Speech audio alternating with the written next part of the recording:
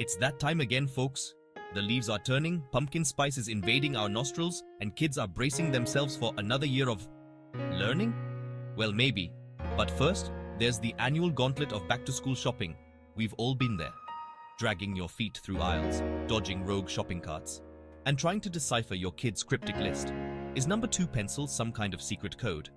Because the price sure feels criminal these days. This year, the back-to-school crunch is hitting harder than a cafeteria lunch lady with a hairnet tan. Families are staring down the barrel of sky-high prices on everything from glue sticks to graphing calculators. It's enough to make you want to homeschool. If you could afford the textbooks, that is. And let's be real, this isn't just about the financial strain. It's about the emotional toll it takes on parents. The guilt of not being able to provide, the stress of making ends meet, the feeling of drowning in a sea of highlighters and loose-leaf paper. It's enough to make you wish summer break was a year-round thing. So, what's the culprit behind this back-to-school beatdown? Look no further than our old friend inflation. Remember that?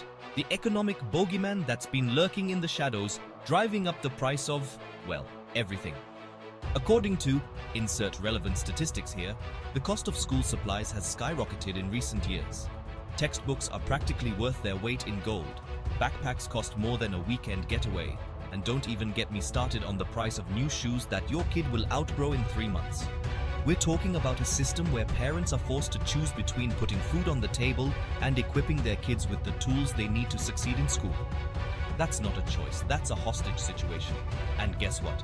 Inflation is the one holding the gun. This isn't just a minor inconvenience, folks. This is a full-blown crisis. And it's a crisis that's disproportionately impacting low-income families who are already struggling to make ends meet.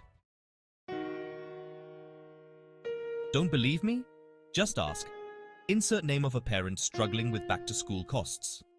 He/she is a hard-working parent guardian who's struggling to afford forced to go into debt just to send his/her kids to school with the basics.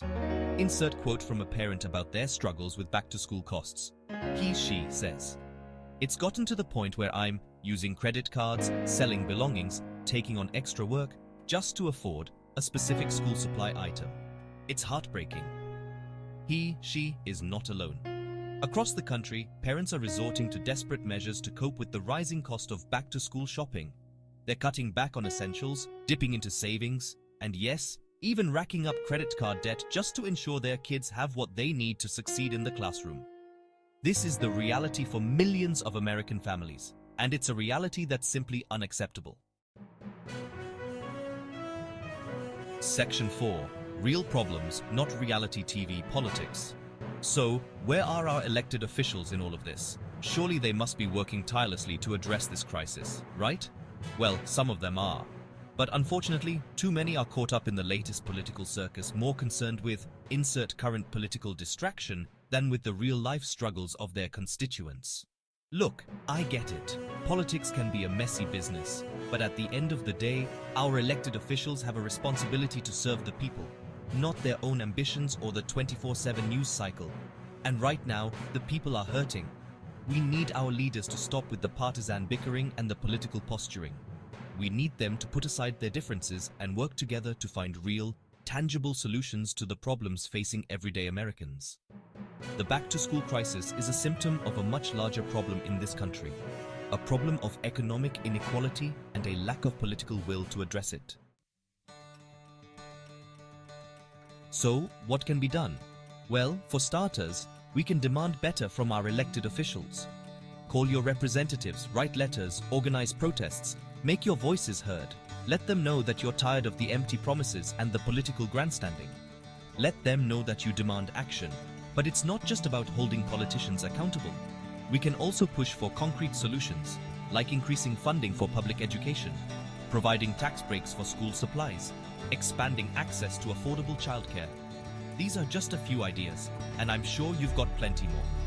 The point is, we need to get creative, we need to get loud, and we need to get to work. Our children are our future, and they deserve a fighting chance. They deserve to start the school year with excitement and optimism, not anxiety and dread. The back-to-school season should be a time of hope and promise, not financial strain and political apathy. It's time for our leaders to step up, address this crisis, and ensure that every child, regardless of their family's income, has the opportunity to succeed. This isn't a partisan issue, it's a human issue. It's time to put aside our differences, come together as a nation, and demand better for our kids. That's it for tonight, folks. If you agree that our kids deserve better, share this message, talk to your friends and family, and for the love of all that is good and decent, go buy a teacher. You know, a really nice bottle of wine. They deserve it. And remember, if you're not outraged, you're not paying attention.